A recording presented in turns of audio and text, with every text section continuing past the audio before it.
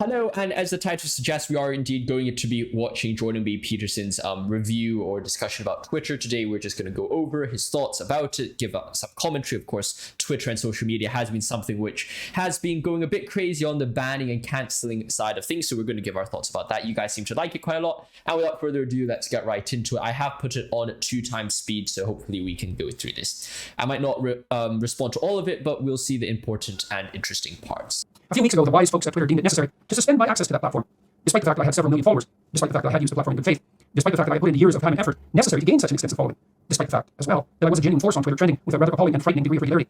In many ways, I'm your monster, sir. And this is a very interesting thing. Of course, there is always this discussion about, well, what exactly does social media do and what is their role? And a common question about this free speech thing is that these social media platforms are indeed private companies, and in all circumstances, they do have the final word and they should be able to do whatever they want in the free market. However, the problem is that they have created quite a big monopoly of the market, and as a result, if they try to cancel someone, they can cancel someone quite sufficiently and quite successfully without there actually being any competitors where the people can go to. And as a result, for example, if you look at the Andrew Tate situation recently, well, he gets kicked off YouTube, Twitter, social media platforms. And well, where does he have to go? He goes to a Rumble or something like that, right? So, I mean, the massive drop or change that someone has to do is quite significant, and it is quite unfortunate, especially when people like Twitter have complete control over what happens. And you could say in some sense that is unfortunate that these are indeed private companies that are running with it, and perhaps from a legal aspect there isn't any problems. So of course the moral question is always there,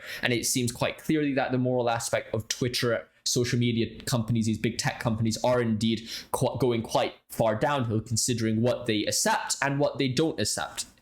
And of course, what they accept and what they don't accept is often tied directly to their political leanings, which are often misguided and also very dangerous for especially young children in society today. So it's very unfortunate, and what he's raising is definitely a very, very important thing to keep in mind. Let's carry on. The tweet that brought about my suspension was one directed, for better or worse, at the actress/actor Ellen, now Elliot Page, who I criticized, along with his or her physician, for publicly trumpeting and publicizing the decision to have her perfectly functional breasts removed in the attempt to switch sexes, which decision was up to him or her, and appropriately I at least half suppose, but which also served as a much publicized, more than 1.5 million Instagram likes, model for confused adolescents who might be considering, in their juvenile confusion, walking down the same direly and irreversibly damaging road.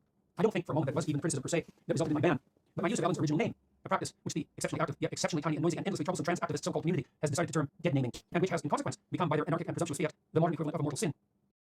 Now, this is a very interesting thing. Of course, he is indeed raising the idea of, well, this is a few things he potentially have done which may have led to his ban, and whether his actions were justified or not is of course up for debate. And some people would say, oh, that's very offensive, and some people would say it's not. And I think one of the important things that he does note here is that it is the person's choice that they can do to do whatever they want with their bodies in some extent, and they can indeed have a sex change. However, what he also notes is that such impacts, such influences do have a negative effect on young children, and especially their confused states. And I think that this is a very fair analysis, and I'll completely agree with the idea that people should have the right to undergo sex change and do all these things, because technically it is only impacting themselves. It's their own choice, it's their own bodies. They should have the right to do with it whatever they want. Nevertheless, it is indeed a completely separate discussion whether to say, well, should it be promoted in such a positive light, or should it be seen as a massive role model? That's another thing that you must think about Twitter and these social media platforms. For example, it is one thing to do something, and it's another thing to promote other people to do it. It's one thing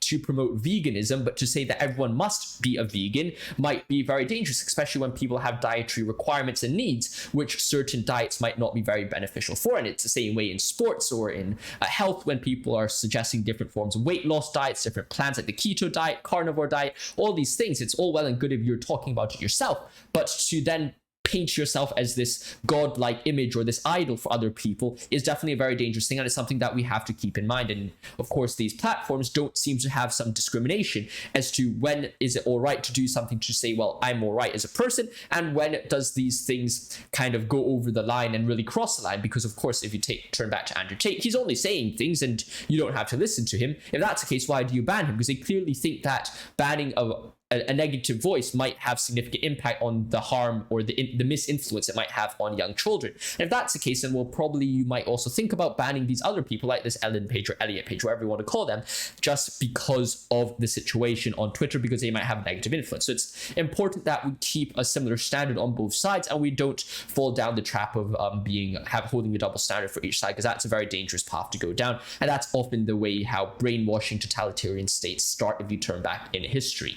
Let's carry on.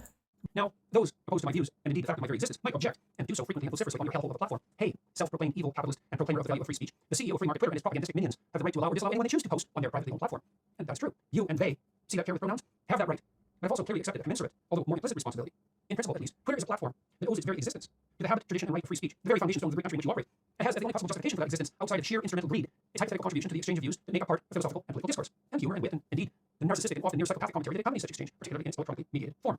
And I would say that your company does a remarkably and singularly bad job of bearing that responsibility, as your former security lead has just fortuitously pointed out in an interview in Time magazine, which is not exactly a bastion of the conservative or even classic liberal thought that you seem to oppose so randomly, arbitrarily, casually, high-handedly, and inappropriately.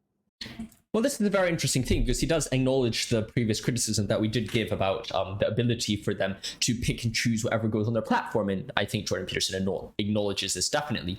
Though at the same time, we, of course, have to raise, just at the back of the mind as a side note, the fact of the moral implications as well. If you are going to start banning things in the sense that you have a moral high ground, then, of course, you should be up to moral criticism and critique. And as a result, for this reason, I do think that we have to slowly move away from these big tech companies and start finding other ways in which we can create alternative forms of social media platforms in which it doesn't undergo such claims. Because of course, if you're just going to stand there and say, well, we're not political, we're not moral, we don't really care what's on the platform, then that's fine, right? I mean, no one really cares what goes on the platform. But the moment you start banning, picking and choosing what's on the platform due to moral reasons and claim the moral high ground, then you're entering into that conversation, which then you have to be put up to proper criticism and scrutiny. And that's a very important thing to bear in mind.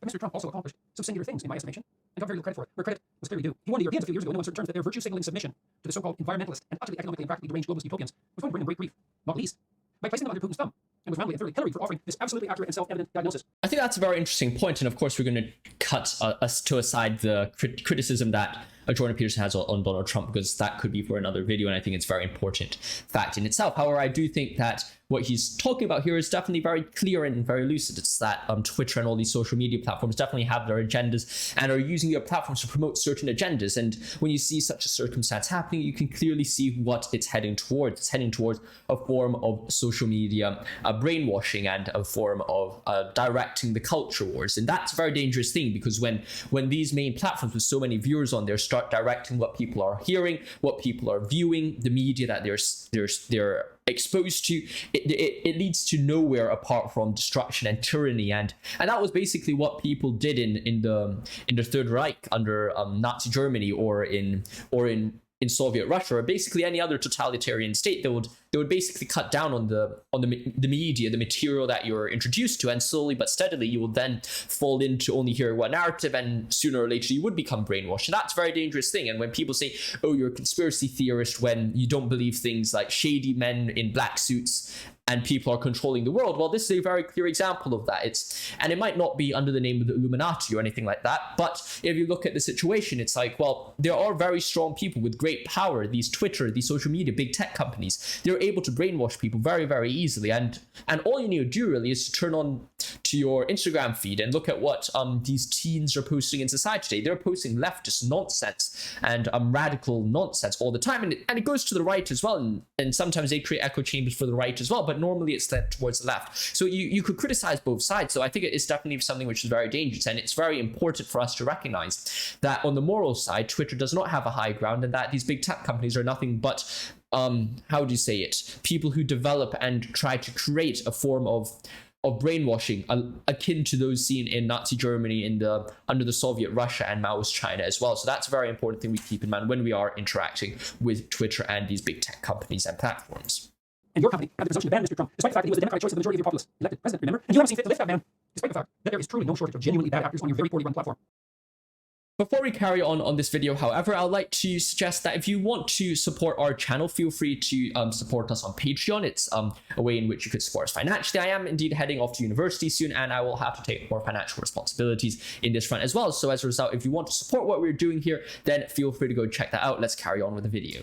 And this also raises another question. It's like, well, of course, it always goes back to the point, well, do they have the right to do that? But there's also a problem with it. Is there a moral right? And that's something I want to emphasize throughout this video. It's like, yes, you might say, oh, they have the legal right, but at the end of the day, we need to focus and remember that legal right means nothing when it comes to moral and what is right.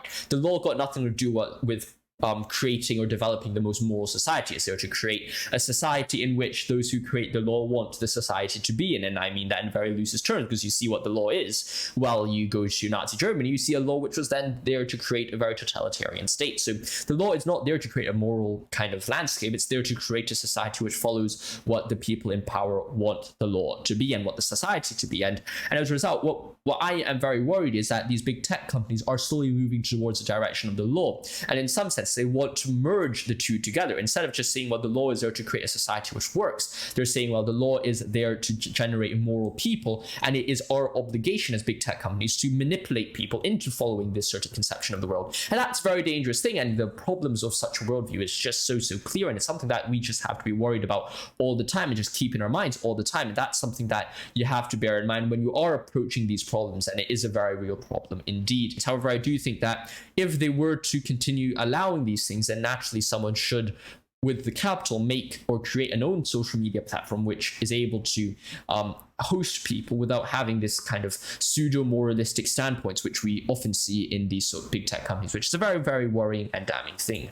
I have, frankly, found it a relief to be banished from the Twitter world. The anonymous trolls, psychopaths, narcissists, and Machiavellians allowed by your own inconsistent and psychologically inappropriate rules make operating there on any scale frustrating and anger-provoking beyond tolerance. The fact that you so casually enable that tiny minority of cowardly anonymous people who have nothing better to do than cause trouble by generating and promulgating the kind of derisive, contemptuous, LOL, LMFAO, bro, brah, dude comments that would get anyone who dared utter even one of them in person to their targets immediately punched in that mocking, cowardly, self-aggrandizing face means that your platform represents a signal threat to the integrity of the discourse upon which the stability of your country and the mental health of its youth depend. I definitely think that this is a very big problem that Jordan Peterson is talking about. And while, of course, there is the case to be made that he should be less emotive towards the situation, I definitely agree with that. When, as a content creator myself, of course, not to the same degree as Jordan Peterson is, you have to learn to be a bit, how would you say it, blind to these problems, right? However, at the same time, you have to recognize that there is a very big problem with the society and the culture that these are promoting. They create people who are ultimately cowards and are unwilling to face reality. And I think that's at the core of most of the problems in society, is that we're creating losers and not winners. We're creating people with a victim mentality because all they know, all the conflict they know, is how to type LOL or a random insult behind a veil of anonymity on Twitter, and that's clearly not a very good thing, and clearly has negative impacts on your mental state, your mental health. And also when you do get insulted, and when you do get into an actual scenario in the real world, you bring back your veil of anonymity, what these people have taught you, what you've been saying. You do your LOLs and your Lamaus, stuff like that. You're going to get beaten up and you're going to cry about it and say that everyone's offending you. So, I mean, the mentality that this thing creates is definitely very unfortunate, and it's something that really has to be fought against. And it's something that I think Jordan Peterson points out very, very well amongst the youth. And I see that so many times in society today. People are just so weak. They're all so snowflakey. And the reason of that is because they think that if there is no real challenge, if all you need to do is type a few empty threats and words on a keyboard in order to defeat the opposition, well, I'm sorry, that's just not going to develop a strong mentality. And when you get into the real world, when there are real challenges, then, well, of course you're going to feel like you're a loser, because you are a loser, and that's a very big problem. And then there goes the entire mental health of an entire generation, right? So that's something you need to focus on. Twitter is a very difficult platform to use properly, and I have plenty to learn on that front. I didn't want to ignore Twitter despite its pitfalls, even though I probably should have, because for better or worse, your platform is a major social player and psychological/sociological phenomenon. One that I wanted to and needed to, I felt a real responsibility to understand, and one that is impossible to understand, let alone master or diagnose, without its actual use. But I tweeted several thousand times to many millions of people, and only a vanishingly small percentage of those missives caused the kind of concern that might properly culminate in disciplinary actions, to say nothing about right bannings, if they were conducted with shredded decency and care. And I have taken very public steps to rectify and modify my inadequacies on the communication front. It is, therefore, by no means clear that you or those who help you run your benighted and blighted direct democracy, mob rule, psychopath-dominated communication platform have the moral standing to render the kind of arbitrary and careless judgment on the behavior of others you deem inappropriate, who also, just by coincidence, don't happen to share your progressive political views. Now, this, of course, is the final, I think, part which we have to respond to, and it's something which is very, very sad. Because, as he said, and as we suggested previously, this is, at the end of the day, a culture war that we're in. And also, it's a generational war as well, because what happens of this social media, it's going to have a direct impact on the generation that I'm living in, the generation that is to come. I have really young, beautiful nieces as well, family members, and it's really, really unfortunate to look at these big tech platforms and see the sadness that they face and the problems that they face, right? And as a result, it's very important that we find a way in which we can navigate this productively and with a direction, because what I am afraid of most is that, well, when you look at society, when you look at these places, what people are given is basically what they can do with, right? And I didn't phrase that the best way, but you can only deal with what's in front of you. And if everything that's in front of you is complete utter nonsense and crap, which is 90%, I would say, of these social media platforms, well, then you are in a very big problem. And especially the society we see in today is going to make it even